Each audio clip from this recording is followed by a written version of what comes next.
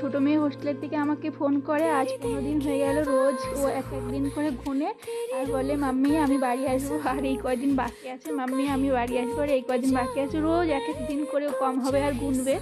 তো যাই হোক, ও আর কদিন পরে ছুটিতে বাড়ি আসবে। অনেক দিন বাড়ি আসেনি, ও সেই দিওয়ালির সময় এসেছিলো, তারপরে আর বাড়িতেই আসেনি। তো যাই হোক 2 মাস হয়ে গেছে। ও আমার বড় মেয়ে অতটা করে না, ও করে।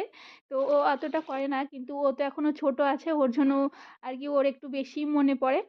তো যাই হোক রবিবার দিন তো দেখা করে আসি। তো এই রবিবার আর গেলাম না, কারণ এই রবিবারে হচ্ছে ও চলে আসবে বাড়িতে।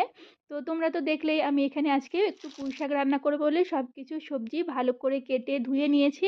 তো এই যে 5 ফোড়ন, তেজপাতা আর শুকনো লঙ্কা ফোড়ন দিয়ে সবজিটা ভালো করে ভেজে নিচ্ছি। আর এখানে হলুদটা শেষ হয়ে গেছিলো, সেটাও একটু ঢেলে রাখলাম।